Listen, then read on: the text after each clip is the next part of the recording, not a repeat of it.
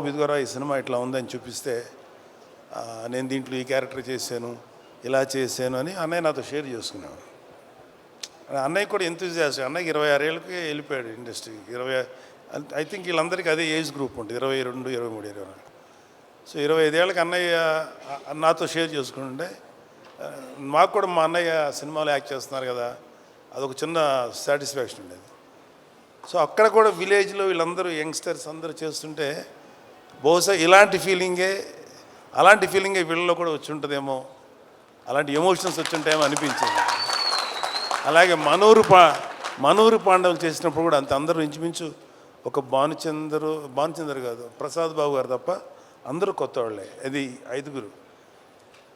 So నాకు అంటే ఇప్పుడు పెద్ద హీరోస్ ఉన్నారు ఇక్కడ, అడవి శేషు ఉన్నారు, వరుణ్ బాబు, తేజు, ఇంకా చిరంజీవి గారు, పవన్ కళ్యాణ్ గారు, డిప్యూటీ సీఎం, ఇవన్నీ కాకుండా ఇంకా వెంకటేష్ గారు, నాగార్జున గారు, ఎన్టీఆర్, నేమ్ ఎనీవన్, అల్లు అర్జును, లేకపోతే ఇంకా చరణ్ బాబు, ఇంతమంది ఆర్టిస్టులు. వీళ్ళందరూ సినిమాలు చూసేటప్పుడు ఏమవుతుందంటే వాళ్ళకు ఒక ఆరా ఉంటుంది, ఏదో జరిగిపోతుంది, ఏదో చేస్తారు అనే ఎక్స్పెక్టేషన్తో వెళ్తారు. ఇలాంటి సినిమాలకి కేవలం ఒక మంచి పబ్లిసిటీతోటే ముందుకు వెళ్తే 100% సాటిస్ఫాక్షను ఇలాంటి సినిమాల్లో వస్తుంది. ఎందుకంటే మాకు ఏ ఎక్స్పెక్టేషన్ లేకుండా చూడటం వల్ల. సో నాకు ఈ మధ్యకాలంలో శేఖర్ కమ్ములు గారి, ఈ మధ్యకాలం కాదు చాలా కాలం అయింది, శేఖర్ కమ్ములు గారి సినిమా ఒకటి వచ్చింది, హ్యాపీ డేస్. ఎస్, ఆ తర్వాత అంటే ఎక్కడైతే యంగ్స్టర్స్ ఉంటారో అక్కడ ఏంటంటే నాకు అనిపించేది వాళ్ళలో ఎనర్జీ ఉంటుంది, ఒక తెలియని ఎనర్జీ ఉంటుంది. అది ఒక్కొక్కసారి ఓవర్బోర్డ్ అవుతుంది, ఒక్కొక్కసారి కొంచెం ఏదైనా తేడా జరగచ్చు. కానీ ఏది జరిగినా ఆ ఎనర్జీ తాలూకు ఇంపాక్ట్ మాత్రం ప్రతి ఒక్కళ్ళు ఫీల్ అవుతుంటారు. సో ఈ సినిమాకి చెప్పిన కథ, మన వంశీ చెప్పిన కథ మాత్రం నాకు చాలా నచ్చింది.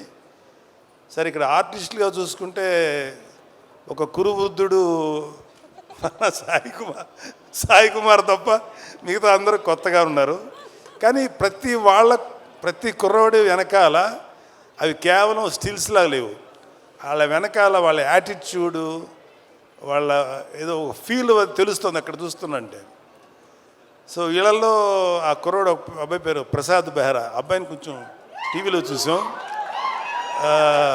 మంచి డైలాగ్ రైటరు, కానీ అతనికి సినిమాలో చేయాలని కోరిక ఉంది.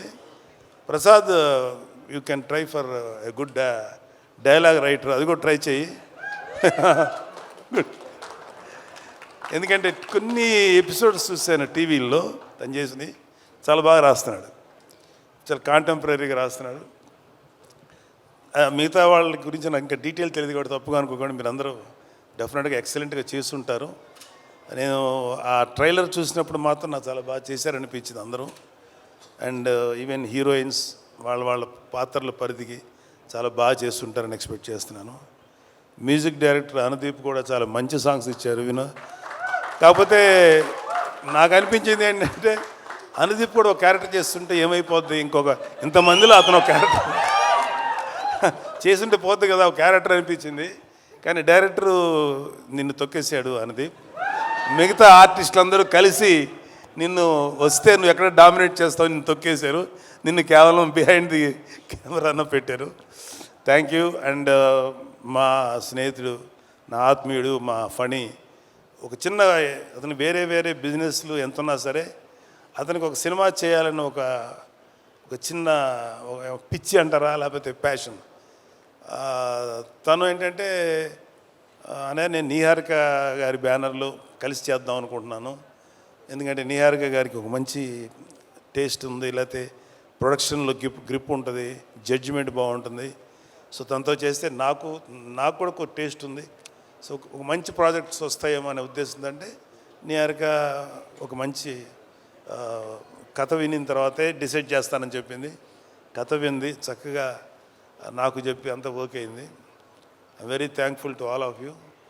అండ్ ఈ సినిమా మాత్రం నాకెందుకో గట్ ఫీలింగు, అంటే ఈ సినిమా బేసిక్ కథ గుర్తుంది నాకు, చాలా సీన్స్ గుర్తున్నాయి. మధ్యలో 2-3 చోట్ల కొన్ని సీన్స్ వంశీ చెప్పినప్పుడు కొంచెం గొంతు చోక్ అయింది. అంటే కళ్ళనీళ్ళు రాక గొంతు అలా పట్టినట్టుగా అంటే పట్టింది. అంత బాగా ఎమోషన్స్ డీల్ చేశాడు. ఇంకా సినిమా గురించి చాలా చెప్పి సినిమాని చెడగొట్టడం నాకు ఇష్టం లేదు.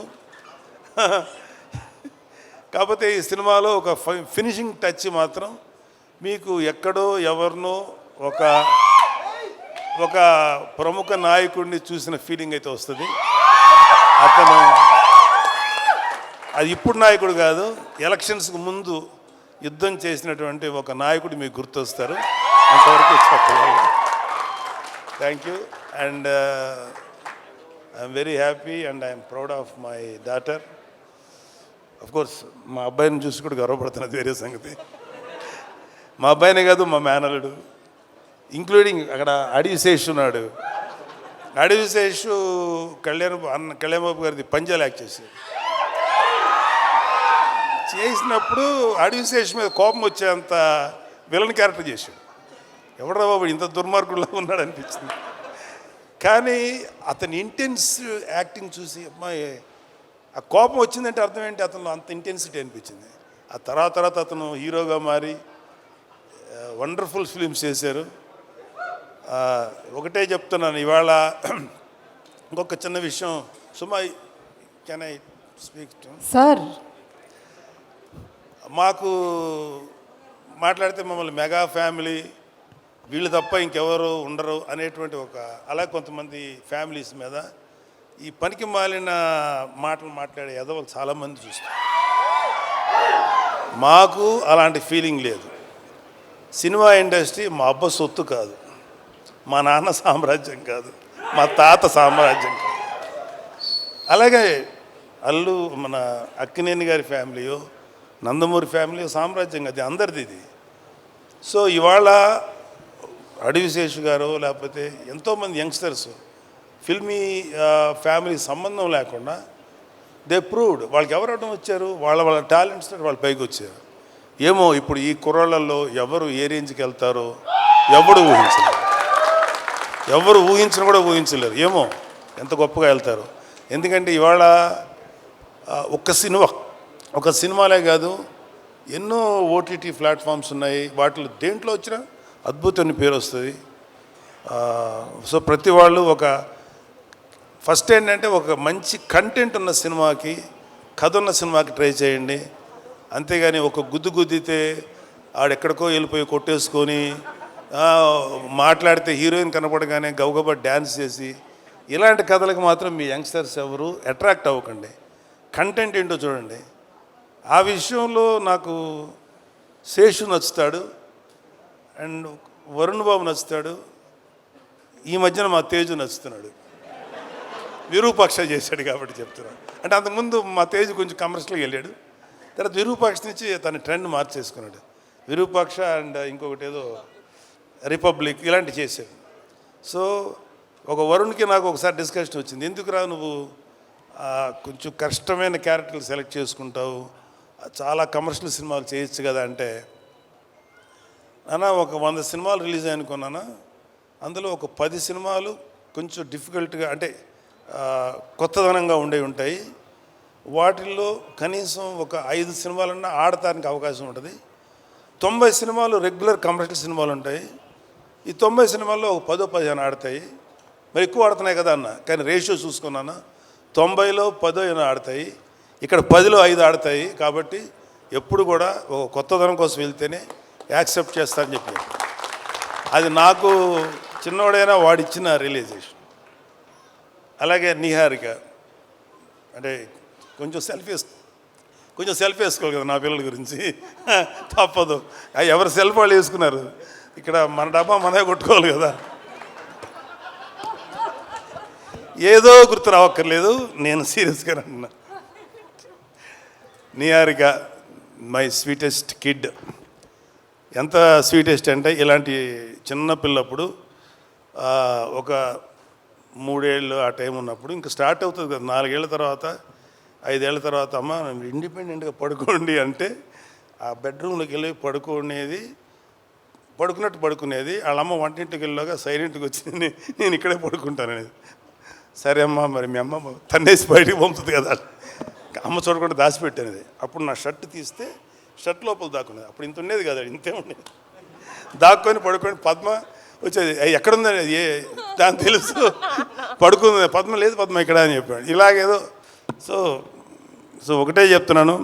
ఇప్పుడు ఇందాక ఒక పాప ఎవరో ఎమోషనల్ అయ్యింది. ఇవాళ మన కళ్ళ ముందు ఆడపిల్లలు ఎంత గ్రోత్ చూపిస్తారు, ఎంత గొప్పగా ఎదుగుతారనేది మన సుమ. నాకు తెలిసినంత వరకు సుమ కామెడీగా మాట్లాడుతుంది, సరదాగా ఉంటుంది. కాబట్టి నేను ఎప్పుడు సుమని కామెడీగా తీసుకోను. ఎందుకంటే నాకు తెలిసి ఈరోజు కాకపోయినా ఇంకొక 1 year తర్వాత 2 years తర్వాత అయినా డెఫినెట్గా సుమ ఒక legendary anchor, legendary host. Suma చాలా గ్లామరస్గా స్టైలిష్గా ఉండదు. సుమ ఎక్కువ ఏమన్నా, కానీ సుమ స్టేజ్ ఎక్కిందంటే దుమ్ము దులిపేస్తుంది. నేను చూసింది సుమ ఉందా, పర్లేదు కొంచెంసేపు మనకి టైంపాస్ అవుతుంది అని. అలా ఉంది సుమ. జబర్దస్త్ వాళ్ళ అదృష్టం ఏంటంటే అప్పటికి జబర్దస్త్ వాళ్ళు రాకముందు సుమ ఇండస్ట్రీకి వచ్చింది. సుమ జబర్దస్త్కి రాకుండా చాలామందిని కాపాడింది. అంత గొప్ప అంటే ఆడవాళ్ళల్లో అంత కామెడీ ఉంటుంది అనేది నాకు ఊహ కూడా అందలేదు.